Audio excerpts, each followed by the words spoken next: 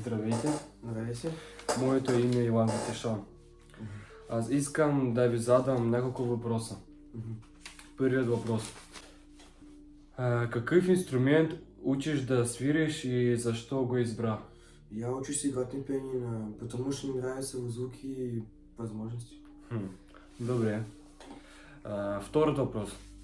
Колко време на ден отделяш за упражнения? Обычно около 1 часа либо 2. Добре. Още има един въпрос. Коя е любимата ти музикална творба, която си изпълнявал? Мое любимое произведение это одно из песен Бетховена. Добре. Много добре.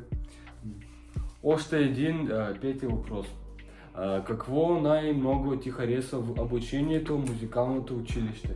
Мне нравится учиться в музыкалке, потому что там очень добрый коллектив, учителя, и там очень классно играть на инструментах. Добре. Много добре. Това е всичко. Много благодаря. Довиждане.